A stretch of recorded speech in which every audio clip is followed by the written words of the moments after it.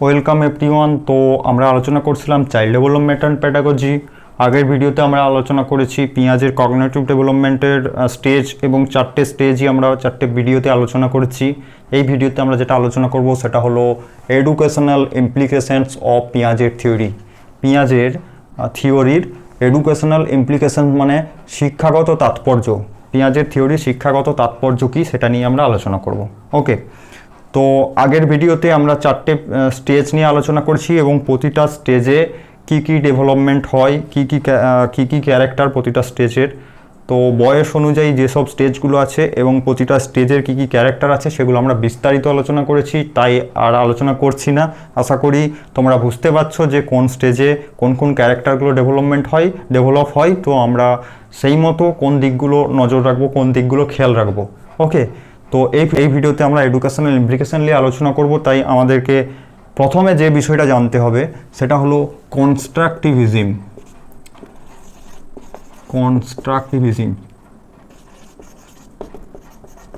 Constructivism মানে হলো নির্মাণবাদ। তো এই কনস্ট্রাকটিভিজম কি বা নির্মাণবাদ কি? দেখো, নির্মাণবাদের মূল বক্তব্য হলো বাচ্চারা নিজেরা তাদের জ্ঞান, তাদের নলেজ কনস্ট্রাক্ট করবে। বাচ্চারা তাদের নিজেদের জ্ঞান নিজেরা নির্মাণ করবে। বাচ্চারা তাদের জ্ঞান তারা নিজেরা কনস্ট্রাক্ট করবে বিভিন্ন অ্যাক্টিভিটির মাধ্যমে তারা তাদের নলেজ কনস্ট্রাক্ট করবে। এটা হলো কনস্ট্রাকটিভিজমের মূল বক্তব্য। ওকে, আগেকার শিক্ষা ব্যবস্থা ছিল শিক্ষক কেন্দ্রিক, এখনকার শিক্ষা ব্যবস্থা হলো শিশু কেন্দ্রিক। শিশুর প্রাধান্যই সব থেকে বেশি। শিশুদেরকে বিভিন্ন অ্যাক্টিভিটি দিতে হবে এবং বিভিন্ন অ্যাক্টিভিটির মাধ্যমে রিয়েল ওয়ার্ল্ডে তারা হাতে নাতে কাজ করে তারা তাদের নলেজ কনস্ট্রাক্ট করবে। এটাই হলো আসল নলেজ, যেটা তারা হাতে নাতে কাজ করে যে অভিজ্ঞতাটা অর্জন করবে সেটাই হলো আসল নলেজ।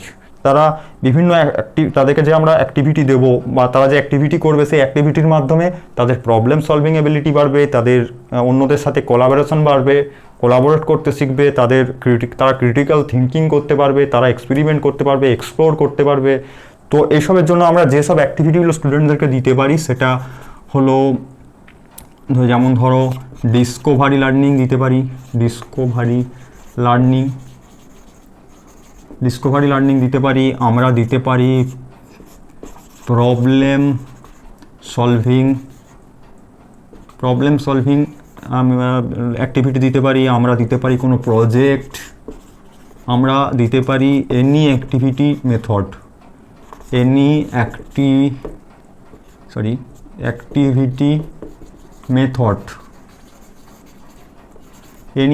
মেথড। তো Discovery learning, problem solving activity বা এনি অ্যাক্টিভিটি মেথড, এগুলোর মাধ্যমে বাচ্চারা এক্সপ্লোর করতে পারবে, তারা এক্সপেরিমেন্ট করতে পারবে, তারা সায়েন্টিফিক রিজনিং করতে পারবে। ঠিক আছে, তারা ধরো তাদের অভিজ্ঞতা বাড়বে, তাদের নলেজ কনস্ট্রাক্ট হবে, তারা হাতে নাতে শিখবে, তারা একজন আরেকজনের সাথে কোলাবোরেট করবে, তার প্রবলেম সলভিং এবিলিটি বাড়বে। ওকে, যেমন ধরো ডিসকভারি লার্নিং মানে আমি এক্সাম্পল দিচ্ছি। ধরো তুমি একজন টিচার, তুমি ক্লাস করতে যাচ্ছ, তোমার আজকে ক্লাস আছে প্ল্যান্ট গ্রোথ। তো তুমি প্রথমে ইন্ট্রোডাকশন দিয়ে দিলে স্টুডেন্টদের, এবং ইন্ট্রোডাকশন দেবার পর তুমি বাচ্চাদেরকে অ্যাক্টিভিটি করতে ছেড়ে দিলে, তারা এক্সপেরিমেন্ট করতে ছেড়ে দিলে। তাদেরকে তুমি যা যা উপকরণ লাগবে সেগুলোকে তুমি যোগান দিলে, যেমন pot, soil, water, light source, seeds, fertilizer, যা যা লাগবে তুমি তাই দিয়ে দিলে, এবং তুমি সাহায্য করলে তাদেরকে এক্সপেরিমেন্ট করতে। বাচ্চারা তাদের এক্সপেরিমেন্টের মাধ্যমে, মানে ধরো পটেতে সয়েল যোগ করলো, তারপর তাতে সিড রোপণ করলো, তারপরে জল দিল, নিয়মিত তারা জল দিল, লাইটের সোর্স খেয়াল রাখলো, তারপরে দেখলো যে কিভাবে অঙ্কুরোদ্গম হচ্ছে, তারা সেটাকে নজর রাখলো। তারপরে অঙ্কুরোদ্গম হওয়ার পর গাছের কিভাবে গ্রোথ হচ্ছে, প্লান্টের গ্রোথ কিভাবে হচ্ছে, কেমন গ্রোথ হচ্ছে, তাদেরকে বিভিন্ন গ্রুপ অনুযায়ী ভাগ করলে, বা এমনটা করতে পারো যে বিভিন্ন গ্রুপে বিভিন্ন ভ্যারাইটির সয়েল দিতে পারো, বিভিন্ন আলাদা আলাদা সিড দিতে পারো। তোরা কি করবে, একজন আরেকজনের সাথে ডিসকাশন করবে, তারা বিভিন্ন গ্রোথের প্রসেসটাকে তারা ফলো করবে। ঠিক আছে, তারা অবজার্ভ করবে, খাতায় নোট করবে, তারা রিয়েল ওয়ার্ল্ডে একটা প্রবলেম আসবে, তো রিয়েল ওয়ার্ল্ডে তারা প্রবলেম সলভিং করতে পারবে বা প্রবলেম সলভিং এবিলিটি হবে। তাদের এই যে সায়েন্টিফিক এক্সপেরিমেন্ট, তাদের যে এই হাতে নাতে কাজ করা, এটাই হলো আসল নলেজ। নলেজ এরকম কিছু নয়, নলেজ এরকম কিছু নয় যে আমি তোমাকে দিয়ে দেবো বা কারো, আমাদের ব্রেনেতে এরকম কোনো ফাঁকা জায়গা নেই, খালি ট্যাঙ্ক নেই, বা খালি ট্যাঙ্ক নয় ব্রেন যে আমি খানিকটা নলেজ ঢেলে দেবো, বা আমাদের ব্রেনেতে কোথাও ইউএসবি পোর্ট নেই যে আমরা ফাইল ট্রান্সফার করে দেবো।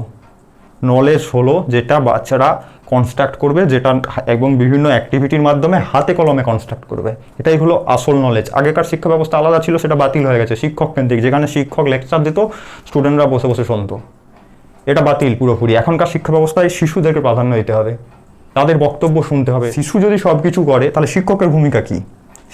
শিশুকে তুমি সব কিছু দিয়ে দিলে, তারা অ্যাক্টিভিটি করলো, তারা এক্সপেরিমেন্ট করলো, তারা তাদের নলেজ কনস্ট্রাক্ট করলো, কিন্তু একজন টিচারের কাজ হলো ফেসিলিটেটর হিসাবে, টিচার অ্যাজ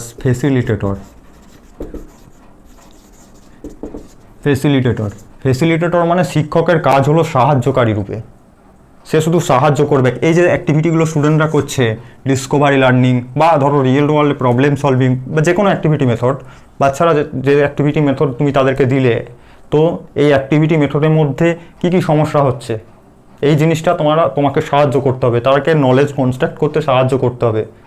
তুমি তাদের নলেজ ক্রিয়েট করে দেবে না, তার নলেজ তারা কনস্ট্রাক্ট করবে, তারা নলেজ ক্রিয়েট করবে, তুমি একজন সাহায্যকারী থাকবে নলেজ ক্রিয়েট করতে এবং তাদের বিভিন্ন সমস্যার সমাধান করতে, বিভিন্ন এক্সপেরিমেন্ট করতে সাহায্য করবে। এটাই হলো একজন শিক্ষকের ভূমিকা। বর্তমান শিক্ষা ব্যবস্থায়, চাইল্ড সেন্ট্রিক শিক্ষা ব্যবস্থায় টিচারের ভূমিকাই হলো একজন সাহায্যকারী রূপে। ওকে, এবং আমাদেরকে যে বিষয়গুলোকে মাথায় রাখতে হবে সেটা হলো ইন্ডিভিজুয়াল ডিফারেন্স। তুমি একটা ক্লাস করতে গেছো, সেখানে অনেক স্টুডেন্ট আছে, প্রত্যেকের কগনিটিভ লেভেল আলাদা, তারা প্রত্যেকেই, তাদের প্রত্যেকের হেরিডিটি আলাদা, তাদের প্রত্যেকের বায়োলজিক্যাল ম্যাচুরেশন আলাদা। একটা ক্লাসেতে দেখবে অনেক বয়সের পার্থক্য আছে, বিভিন্ন বয়সের কম বেশি আছে, তো সেই কারণে তাদের কগনিটিভ লেভেল আলাদা হতে পারে, তাদের বায়োলজিক্যাল ম্যাচুরেশন আলাদা হতে পারে, তাদের থিঙ্কিং প্রসেস আলাদা হতে পারে, তাদের ধরো কোনো কিছু বোঝার ক্ষমতা, বোধগম্যতার ক্ষমতা আলাদা হতে পারে। ওকে, তো তোমাকে এই ইন্ডিভিজুয়াল ডিফারেন্সটা মাথায় রাখতে হবে।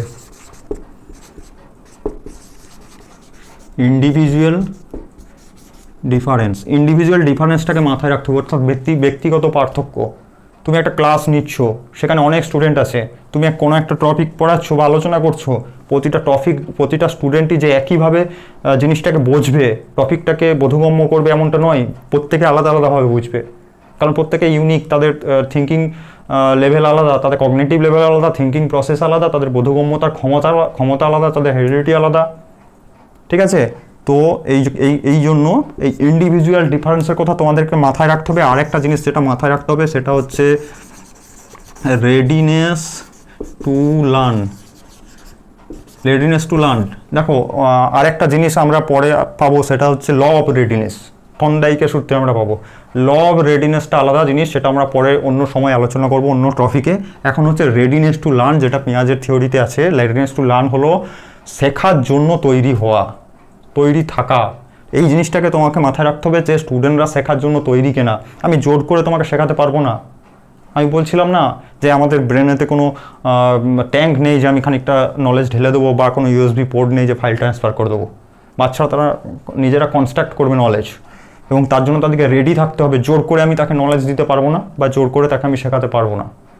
সে নিজে অ্যাক্টিভিটি করে শিখবে, সেই জন্য তাকে রেডি থাকতে হবে। এবং রেডি মানে কি, এখানে কগনিটিক্যালি রেডি।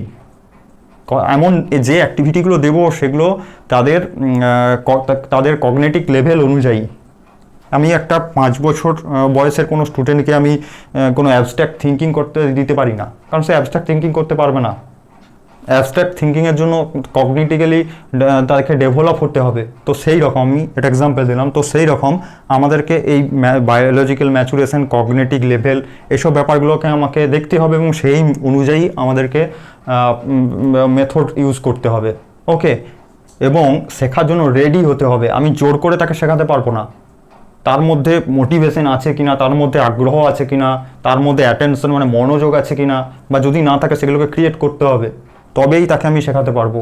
তবেই একজন বাচ্চা শেখার জন্য রেডি হবে। এবং শুধু কগনিটিক্যালি নয় বা মেন্টালি নয়, তাকে ফিজিক্যালিও রেডি হতে হবে। তার যদি শরীর অসুস্থ থাকে বা শরীরে যদি কোনো সমস্যা থাকে, তাহলে সে শিখতে পারবে না, বা শেখার মতো মানসিকতা থাকবে না। তাই ফিজিক্যালি এবং মেন্টালি, মানসিকভাবে তাকে সুস্থ থাকতে হবে। ফিজিক্যালি, মেন্টালি এবং কগনিটিক্যালি সে রেডি আছে কিনা আমাকে দেখতে হবে। যদি না থাকে তাহলে আমাকে ফার্স্টে তাকে রেডি করতে হবে, নয়তো জোর করে শিক্ষা দিয়ে কোনো ফল হবে না। ওকে, একটা জিনিস তোমরা খেয়াল করে দেখবে যে বাচ্চাদের লোয়ার ক্লাসের বাচ্চারা অ্যাবস্ট্রাক্ট থিঙ্কিং করতে পারে না। তো সেই কারণে দেখবে, তোমরা দেখেওছো বা দেখে থাকবে যে বইয়েতে বড় বড় ছবি দেওয়া থাকে, কোনো একটা টপিকের পাশে ছবি দিয়ে বোঝানো থাকে, ঠিক আছে, বিভিন্ন রঙের বিভিন্ন বড় বড় ছবি দিয়ে বোঝানো থাকে বিষয়টাকে, কারণ তারা অ্যাবস্ট্রাক্ট থিঙ্কিং করতে পারে না বলে।